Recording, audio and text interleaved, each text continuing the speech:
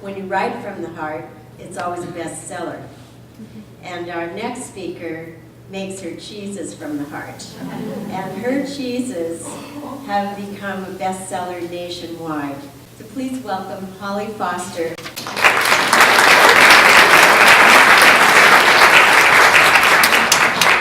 Thank you. I'm going to start out with, have you ever wanted to be connected to the source of your food? So, and I'm gonna add a couple more questions so you guys can help me. And if you talk to me throughout the day, then you can help me with this. So, you're on now. The second question is, what would happen if a catastrophe was to happen to our transportation system? Where would your food come from? And another one is, this is a little trivia thing, just something to think about. Does it really mean it's going to rain when the cows lay down? Think about that one. Who wants the answers to these?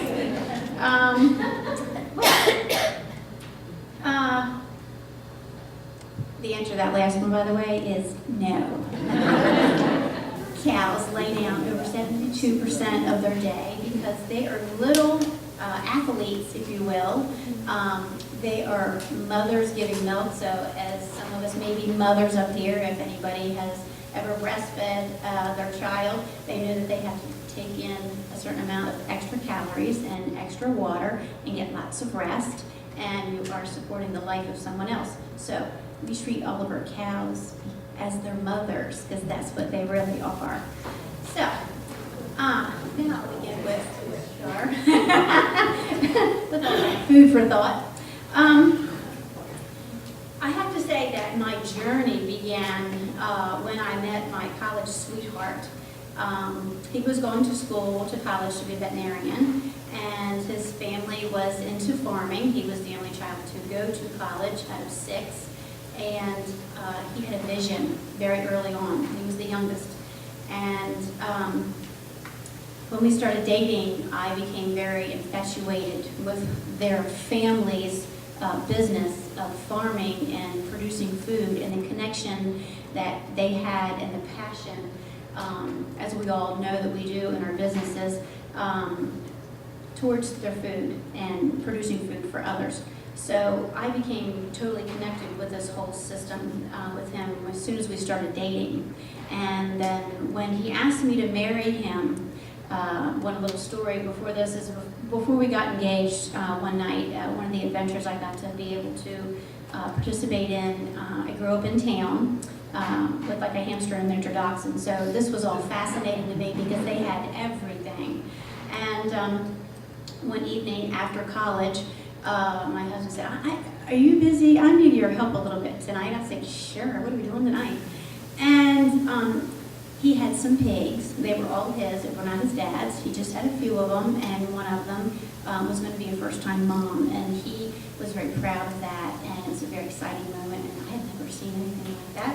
So I got to participate.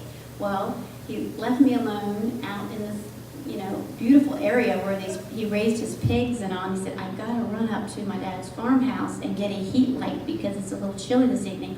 These babies are going to need a little warmth. He said, I'll be right back.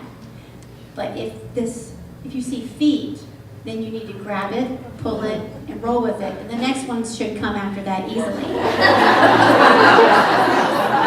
Thanks. Okay. And the whole time I'm like shaking and I'm thinking,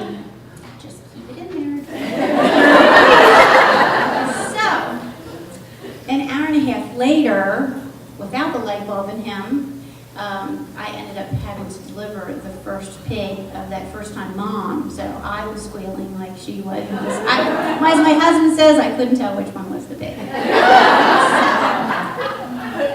When he asked me to marry him and gave me this beautiful diamond that he picked out all by himself, then he later told me he sold some of his pigs to buy that ring. I realized the connection with the whole thing. So that's how I got started. Now, since I started with the passion with him, the first thing he said is after he graduated with his bachelor's degree in animal science, And I remember I'm going to be the vet's wife. And I'm thinking of all these adventures I'm going to be having. He said, you know, I really don't think my heart is in the veterinary business. I just have it in my blood. I want to be a farmer. But there's the first time my parents gave me that look. And then I just said, well, okay, well, let's do this. So, but I was ready. I felt like I was ready. But at that point, you know, that's when the real journey and adventure really began. We always need to embrace the unplanned events, I think, and most of the time they will turn out to be the most educational and good things in life. Coming from the Monday through Friday 9-to-5ers, having every weekend and evening off, and certain vacations that have been planned a year in advance, and always on time for dinner. I married the opposite of all of that. So my first 20 years was with the structure, and the second 25 have been with the other side of that story. And still getting used to the unplanned events, such as, you know, whenever there's a family meal, it is always going to be when this cow's in labor, and we'll just have to bring dessert, not hors d'oeuvres. So, with that, I always felt that my husband and I were the black sheep of the family, but we were always the ones that went against the grain of what everybody else is doing. So, as the community is, we bought a farm, and the first piece of it, 45 acres, and that was the first cliff I can believe I say we jumped off of, without the parachute, that is. When the area in here, first it's in Talbot County with an Easton address, and at this point, you know, most people, if they were continuing to be in farming at this generation, they were inheriting a farm. They were stepping in behind the parents or the grandparents and just continuing on. At this point, we were going to start from scratch. We had 2 young children. And we wanted to do things differently. We wanted to do things small scale. At this point, farming was exploding. It was getting bigger, not smaller. So there's where we were the opposite of that one. We wanted to do something different. My husband wanted to be a dairy farmer, not just a farmer. That was the other look the parents gave me. That was on both sides too, by the way. I think they knew the work that has to go on behind that. So we wanted to be all natural, grass-fed, cows out on pastures, grazing, no antibiotics, no hormones, no let's turn our numbers in and see how much milk our cows are producing. We wanted to do all the opposite of that. And this was before the recession and before the real local food movement has happened now. The local farmers that have been in farming for years were all betting how many years and how many months we would last for this. How many kids can go out, buy a farm, start a dairy farm and all, and actually think they're going to pay the bills. But there's where my husband came in and said, we need to have a value-added product to this. So, one of the adventures with this is I needed to learn dairying. At this point, we were not dairying because we built our dairy from scratch, from the ground up. We had no barn. We had just an old farmhouse on a farm, and that was it. So in this, I realized I had to be part of this planning, and I wasn't sure any of the answers he was asking me. I had no idea what I was doing.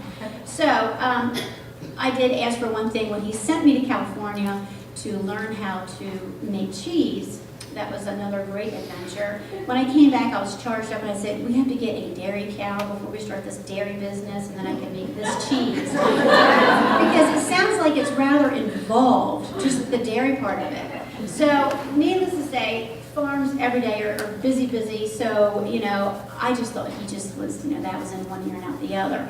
But Christmas morning, he woke me up at 5 a.m. and said, oh my gosh, you're late, we're not ready. And I said, the kids are asleep, I am ready, why are you up so early?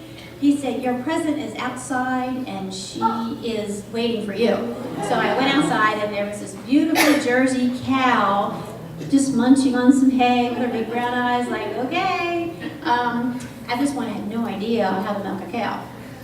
And I just, you know, my husband said, get a clean container out of the kitchen and you'll figure it out. I was shocked. So I did that. At that one point, like, that was the unexplained, that's unplanned things. But I embraced that, and I made a connection with that cow because, we became best friends. Cows, dairy cows, they're every day, twice a day. Okay, Christmas morning, you have to milk the cows. You have to feed them before you feed yourself. So, with this present, I learned so much, the connection with the being that was helping me. We helped each other, that dairy farming wasn't a career that we had chosen, it was a lifestyle that we lived every day, and we don't punch the time card out and go home. So that's been a lot of fun. So with that, with Rainey, I realized, wow, other than being a mom and having a great passion for being a farmer's wife and learning something every day, that with this cow and what we started to do is you have to have passion in what you do. So we both grew a love and a passion for our farm, our land, our cows, our kids, and how we're feeding our kids, because we wanted to know, we wanted to educate and feed our community and teach them also the same passions that we have. So with the passion and all the little adventures that we have been on with this journey, one of the things we had to put a limit. We have a budget, unfortunately, and with that budget, buying 112 acres in Talbot County, the budget after that is very, very limited. Because then we had to put money into the dairy and the creamery, the cows, the tractor. So with each adventure, we tried to see how much we could do ourselves that we didn't have to hire out. So one of these little adventures, I poured concrete when I was 9 months pregnant with our fourth child, and I put up fencing. I wasn't pregnant then, thank God.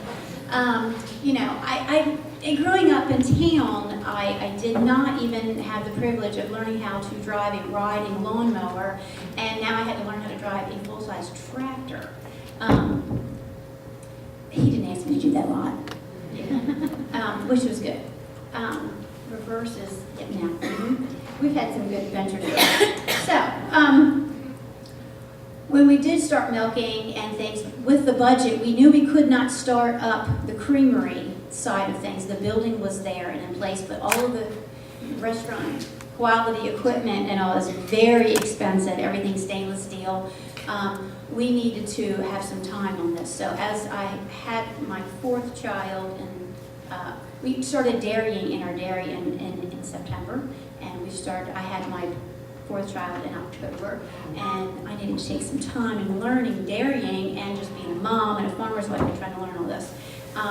So a wonderful person decided and had an idea that we should ship our milk to Pennsylvania and have it turned into cheese for us. So it was our milk, and I thought it was a horrible idea because I'm a woman and we can do it all. And there are not just 24 hours in a day. We all know there's more, right? So I wanted to milk the cows, feed the calves, make the cheese, market the cheese, raise the 4 kids, and whenever my husband needed help on the farm, I'm there. Yeah. So my husband thought it was a great idea because we could start the cheese business on a shoestring budget, but yet it would still be our milk. Well, I didn't like someone else having control of making the cheese. I wanted to make the cheese because I knew how to make the cheese. So I had some time adjusting to that, and again, he was right. We found an Amish cheesemaker, and to make the product that we were looking for, to kind of start the business, so I could focus on being the farmer's wife, the mom, and we have to do a logo, website, business cards, marketing, and all the other aspects of the business other than just actually making the cheese. So my husband said, it'd be great, be a good way to ease into this without, the equipment. So the night that the night before that the first tank load of our milk that was to go to Pennsylvania to be turned into cheese, I got a phone call from the Amish gentleman, the cheesemaker, and he said, I have thrown my back out and I cannot make your cheese tomorrow. Well, in the dairy business, milk is perishable, so we have to move our milk every other day by state law, which is wonderful, keeps it fresh. So I had already called one milk hauler to stopped the load to the commercial dairy and called the personal milk hauler, and to have him take it to the cheesemaker in Pennsylvania. So at 9 o'clock at night, I'm on the phone to the milk haulers, which are in bed asleep because they get this stuff so stinking early. So I called Henry back. I said, there's no go on the hauling of the milk. And there was just a pause on the phone. With those unexpected things, they are opportunities. I said, Henry, is there any way I could come up to make my milk? I have learned how to do this. And he said, oh, see you tomorrow morning. So there started our relationship where I was able to follow every load of my milk up to Pennsylvania and get the control of making the cheese, but also learning on another level. I was like an apprentice. I could, he was there in case I made a mistake or something. And so that was just the best opportunity in the world. But I felt like someone handed me an unlimited credit card. As I finished milking the cows, I raced up to the house, took a shower while the milk hauler was unloading out of our tank into the tractor trailer to follow him to Pennsylvania to make cheese all day that day. I felt like somebody had just given me everything that I'd asked for. We had been years on the farm building everything from the fencing to the milking parlor to this, that from birthing those first babies that we raised on our farm, and when they turned into moms, we now milk them. I was now taking that milk, turning it into cheese with all the same hands, and I just was so excited about that. So those opportunities are there. Grasp a hold, smile, and hold on tight. You never know where they lead you. So the next one would be, no matter how many goals you set for yourself or your business, the experience that you have getting there, it's the best. It's the journey that is the best. It's not the end result. It's actually getting there is where all the learning takes place. It's the aha moments as you're getting to where you need to go. So when we were able to open up our creamery on the farm and change some of the laws and do some things where we now can do things on our farm start to finish, I felt like that was our main goal. When we reached that, and you gotta make a new goal. I'm like, okay, we weren't even into marketing. We were selling everything we were making, which was wonderful. So I'm like, okay, so where would I want to go from here? I feel like, as we started this, as Alice and everybody here, I'm sure at one point, sometimes you have to wear all the hats to get everything started. And that's nice because when you start being able to grow, where you can start hiring people, you appreciate their job because you've done it and you understand it, and then you're a team because you know how much they mean to you and how much they are involved in your business. So as I'm thinking, what's my next goal? I always have trouble with that. Should we do something? No, I'm good where we're at, and just rolling on and keeping things up. But one of the things is, when we started with the Waterfowl Festival, and my husband said, I think 2 coolers full of cheese will last, and you'll be good to go with this, and we'll see how it goes. So the year we opened up was the year that they had their wine and food tent, and we were able to be a guest in that and to serve our cheese first here in Easton. And it was the thrill, and I didn't think it was a goal, but it was a goal after the fact, that when I was able to call my husband around lunchtime and say, you've got to bring us some cheese, it's all gone, he thought I was joking. Or when the first produce stand opened up for this first time of their season, they carried our cheese, and we called, put an order in. It was a nice big order. She took it, she called the next day and said, we're out. So we're scrambling, making labels on our computer, on our printer and everything, and putting packaging tape over top of it so it looks nice and shiny and more professional than just paper. And going from that to where we are now, it's just been, the journey has been great. So no matter how many goals you set, as you reach them, don't ever think that you're reaching too high or too far, because, if you don't have those dreams and outreaches. So at that point, I had been into a farmer's market, and I hadn't set any more goals at that point. We were just trying to maintain. And Wolfgang Puck shows up, and just loves our cheese. And I'm like, this is great. So now, the restaurant, The Source in Washington, D.C., also uses our cheddar, and who would have ever thought? But there's been a lot of those other moments of who would have ever thought. So with those goals in mind, and don't ever feel that don't limit yourself with those goals. I was driving to the American Cheese Society conference with my assistant, who was a part-time assistant at that time. We were talking about goals and things, and I said, it would just be, I said, this is not this is a lifetime goal I think I should set for myself now that I am comfortable and we've got balance and I've got employees and things are a go, and as balance as a dairy farm can get, because I don't think they really get real true balance. I said, it would just be awesome if during the awards ceremony that they would just call her name. I don't care where it is or what it's for, just call her name. So and she said, that would be awesome. This is a national thing. So what it is, the American Cheese Society is everybody and anybody in the world, pretty much, who makes cheese or has anything to do with selling of cheese or cheese affiliation goes to this conference. This is also a competition. So in this competition, there's workshops, and they're very intense. They're educating.